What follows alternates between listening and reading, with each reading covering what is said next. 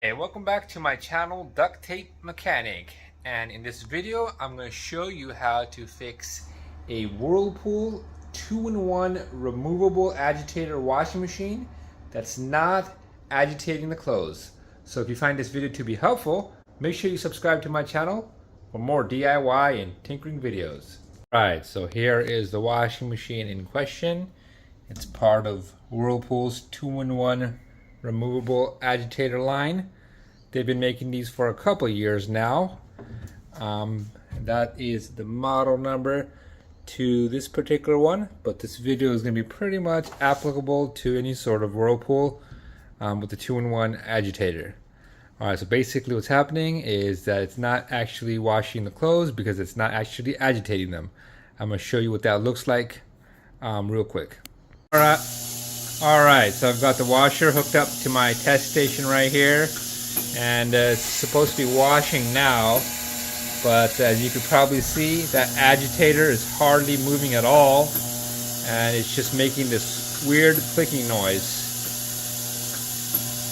See that? It's not washing anything. Should be washing back and forth like that while it's adding water. Alright, so anyway, what we're going to do is we're going to go ahead and we're going to stop the cycle, put it to drain and spin, and see if we can't drain off most of that water. And then we're going to go ahead and undo the water lines and turn the washer off and put it on its back. Let's get to it.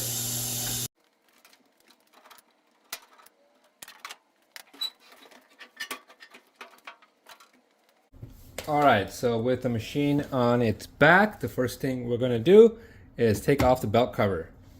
It's just held in by two screws. They're 5/16 in size, so one on this side and one on this side.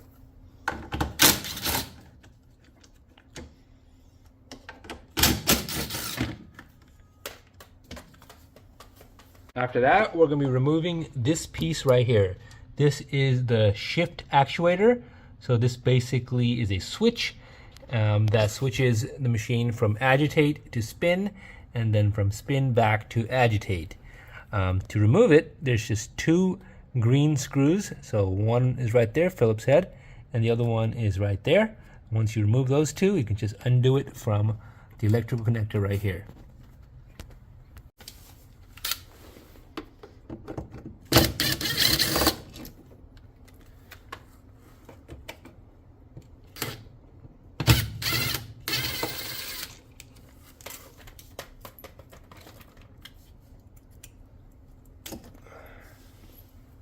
Alright, so let's just examine the shifter now that we've pulled it out. So if your shifter is bad, oftentimes these arms break. So if that's the case, when you push up on it, so I'm pushing this way, when I push up on it, if it's broken, this will just slide up and slide back down when I release it. This, on the other case, is actually a good shifter, because when I push on it, it stays in place. What happens is this plastic inside here breaks and this arm gets all loose, and when you push up on it, it will just slide right up.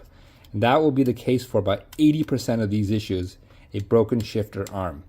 In this case, the shifter arm is actually good because I'm pushing up on it with a decent amount of force. Obviously, you don't want to push too hard, otherwise you'll break the shifter. But in this case, as you see, as I push up on it, I'm pushing this way, the resistance is good. There's no break in the shifter arm. If that's the case, we'll have to examine the clutch. So to do that, we should be able to get this loop right here, and we should easily be able to move it up or down and up quite easily. Mine, on the other hand, is actually quite stiff and it's making weird plastic noises. And look at that. There's actually a piece of plastic coming out of it. So that's the culprit in this case. That will be about 80% of the time. This clutch arm will be just absolutely jammed. And if that's the case, you need to replace the clutch. What I'll do is I'll provide the link to both the shifter and the clutch, so you can just replace whatever you need to replace. Replacing the clutch isn't that hard. I'm going to show you how to do it. The first thing you need to do is just remove the belt.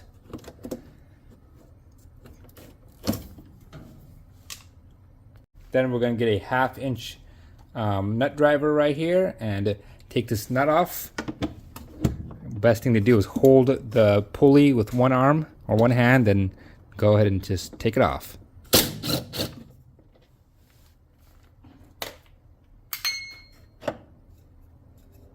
to undo the rest of the clutch, all you gotta just depress these tabs. So there's these 3 tabs that are around the circumference of the clutch, and as you depress them, you gotta twist it to the left. So I'll show you what that looks like.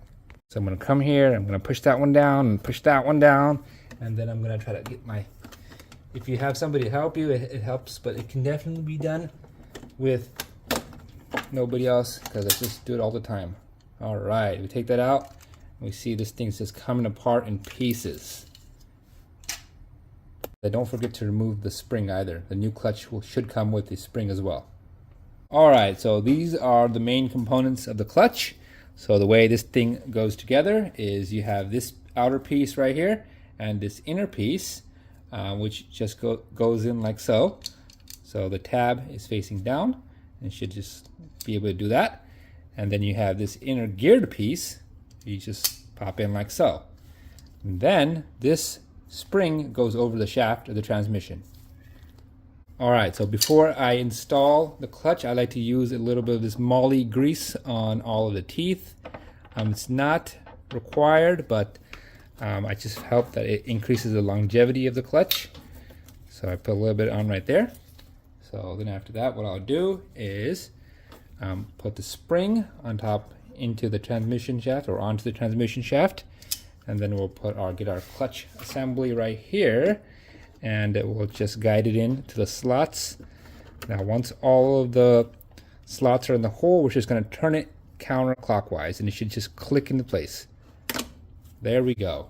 Hey, Baba. All right, so I'm also going to put some of that moly grease on the transmission pulley teeth as well, and a little bit more onto the teeth of the clutch as well. As you could tell, this one already had some grease on it already. And so once we got some grease on there, what I like to do is make sure that this clutch is operating smoothly. So you can just go down, and you see how it went down smoothly. When you release it, it should come up smoothly. So that's good, nice and smooth right there. So it's not jamming up or anything like that, so it won't break the shifter arm. All right, so what I'll do is I'll go ahead and provide a link, and it should also pop up around now in the video, to the shifter and to the clutch. So you can order whichever you need. And if you want to, just for the sake of not having to open this thing up again and replace both, go ahead and do that. They're not all that expensive.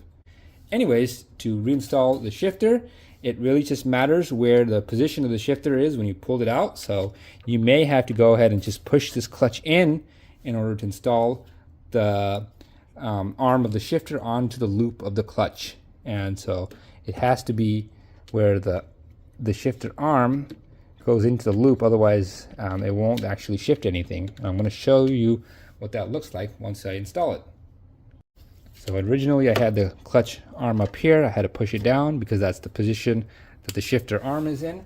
Then I'm just going to make sure my shifter is in place like so, and it's still not kind of in the loop. I did have to move it around a little bit, but now you can see that the arm is looped in, or the arm is going into the loop right there now, and also the pegs of the shifter go into the holes. So you just have to install or tighten up those 2 green screws.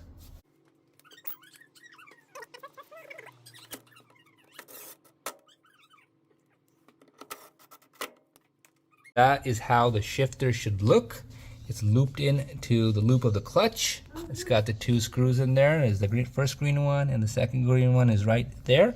So the only thing left is go ahead and just plug in the electrical connector, which is right there.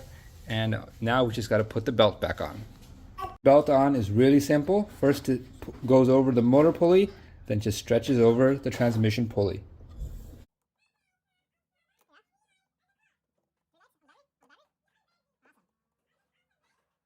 All right, the only thing left is go ahead and slap this belt cover back on.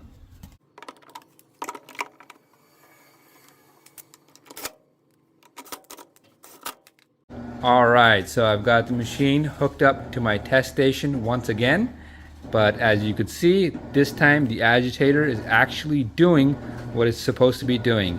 in that it's moving back and forth and actually washing your clothes. So as I stated in the video, 80% of the time this is going to be due to the shifter arm being physically broken, and the remaining 20% is going to be due to the clutch not being able to move up and down, and sometimes that's caused by debris buildup. Other times it's just the plastic that's disintegrated. But that is how you resolve this issue. So if you found this video to be helpful, make sure you hit the thumbs up sign.